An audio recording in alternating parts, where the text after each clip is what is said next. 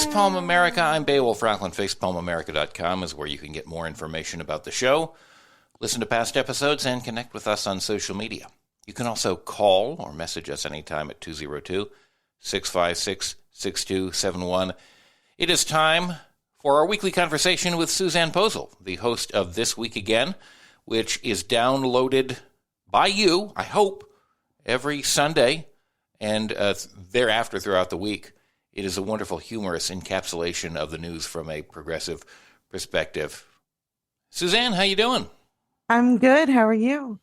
Excellent. You know, the weather is gray and cold, and I'm very happy with that for as long as we can get away with what seem to be the regular yearly occurrences that demonstrate the exacerbation of global warming. So, I'm just fine. It's one of the reasons I love living in the state of Oregon. Aside from our persistent and increasing wildfires, it's often cool and calm and nice.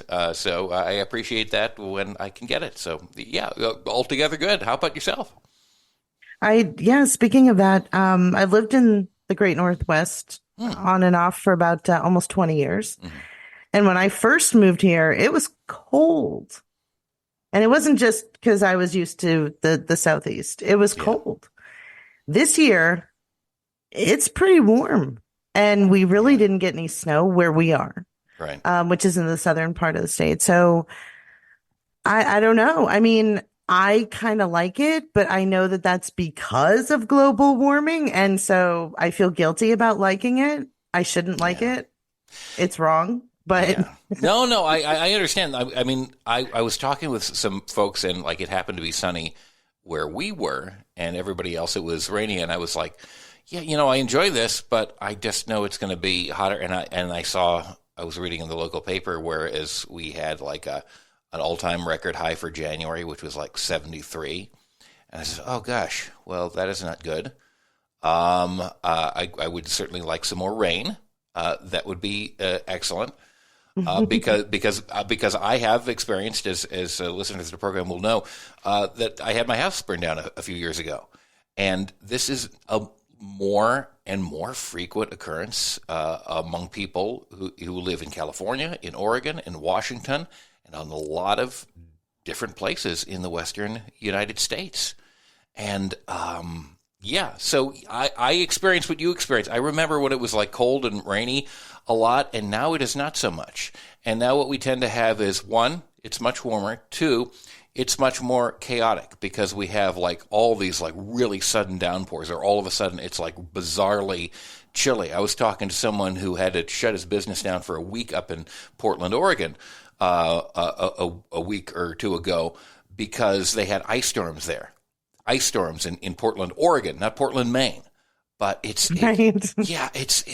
just nutty. So yeah, basically, I'm enjoying what little cold weather there is remaining to us, and I imagine a short science fiction story of a child like seeing the last snowflake on Earth fall. Or something, something like that. That's something that has occurred to me before, and it just seems to be like less and less frequent. And I know that. Yeah. I think Puxatawny Phil is feeling it because didn't he say spring is coming early? Don't trust a rodent. No. Or a Republican, but definitely not a rodent. But still, it kind of vibes with the whole, we've had very little activity on the West Coast as far as this winter went. And on the East Coast, they have been slammed and beaten down like it's WWE. It's insane. Yeah, it's because of that jet stream. It just wobbles and wobbles all over the place, and you get these like weird, random, sudden, dramatic weather events, especially at this time of the year.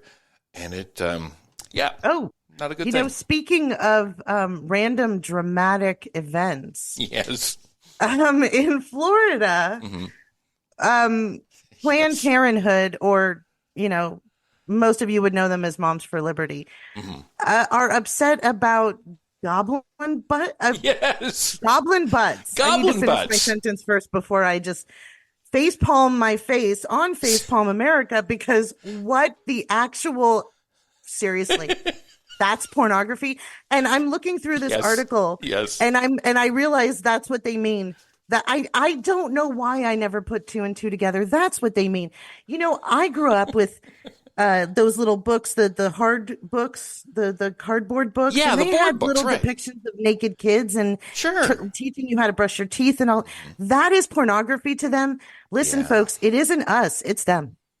It really is. That's disgusting. How you go through the world and you see an illustration in a children's book of a little like cutesified monster, and because like you know he has a bare butt as he's like you know I don't know what he's doing exactly, like he's cleaning something that's hanging on a laundry line or something like that. He's cleaning his clothes. He's cleaning his clothes. A little there kid you go. Gets completely naked because that's right. little kids. Right. Yeah. Okay. There you go. I mean, it's completely motivated within the story, and it's not like they're showing goblin genitalia or anything like that. It's a goblin butt, and there's nothing to it. But this is what Moms for Liberty and other similar organizations focus on when they say, "Oh, they're taking over our culture." Like but what kind of like mind do you have to have? Yes. In order to consider that to be dangerous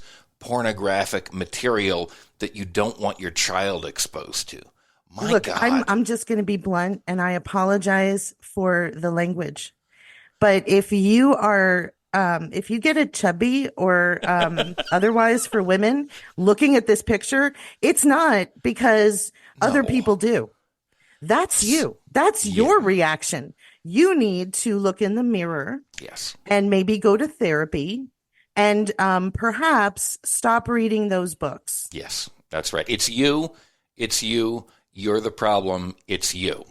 And they are also a problem, as it happens, when it comes to Taylor Swift, because the derangement of the far right wing has this one is just I saw this come out on Sunday.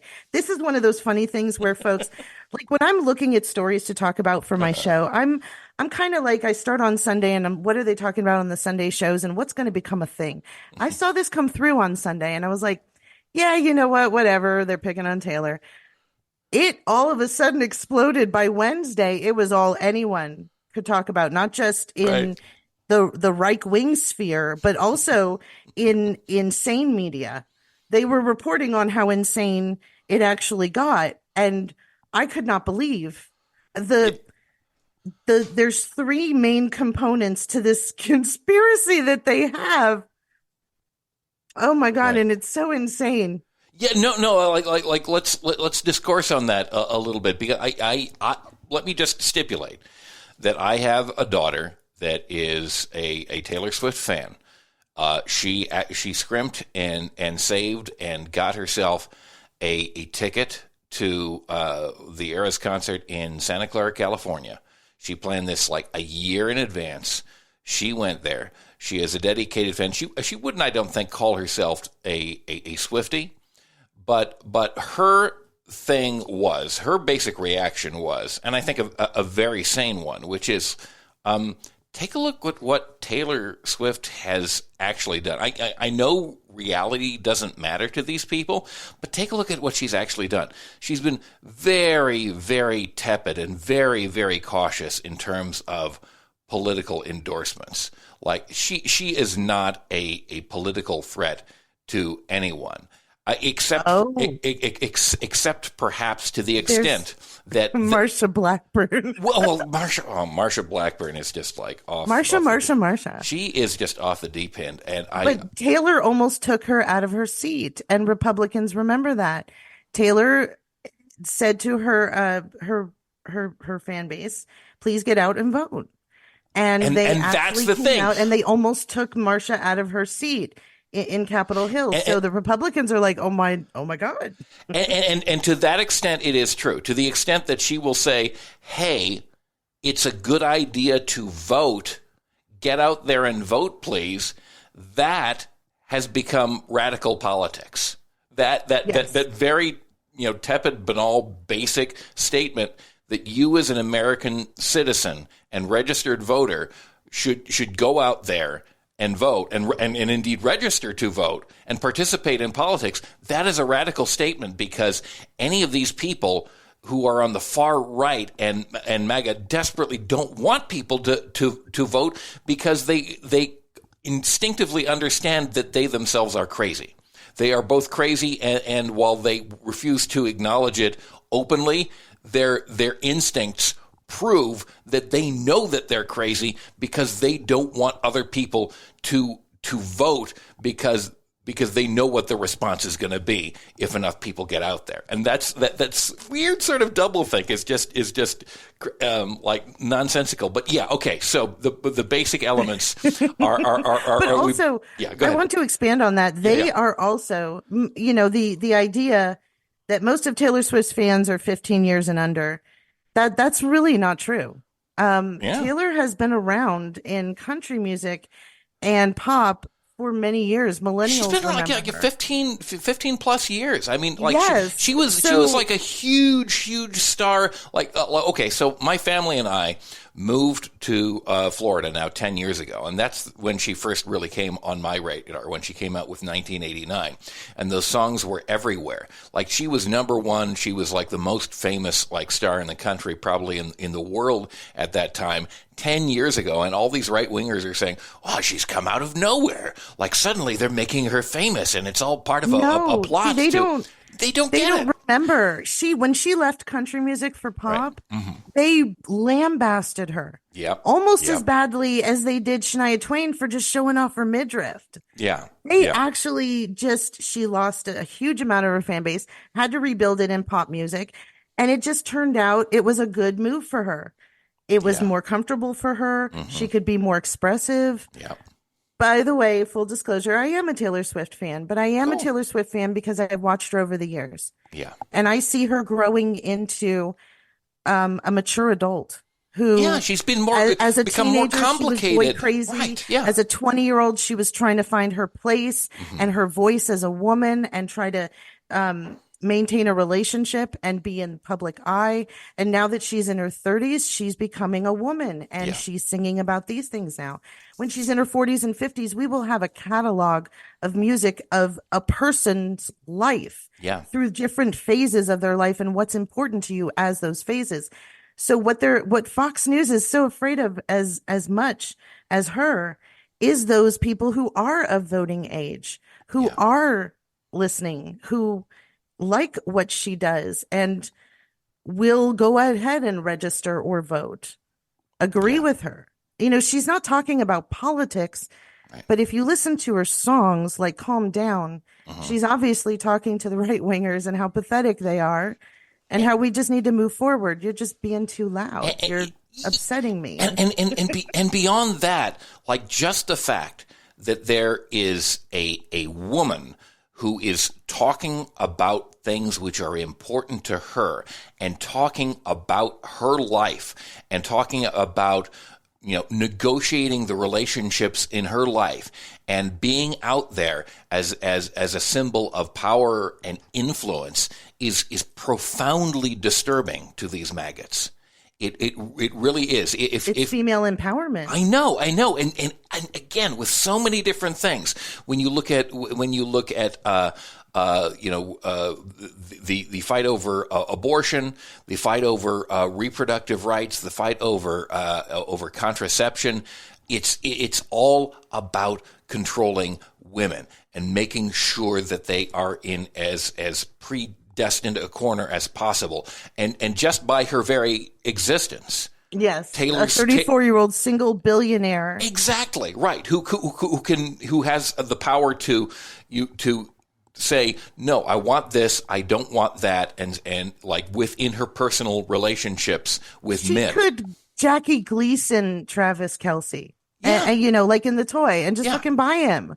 Yeah, no, she doesn't need anything. She doesn't need the NFL human contact. So let her have a boyfriend. Exactly. And where the hell do you come from? Like getting to say, oh well, she should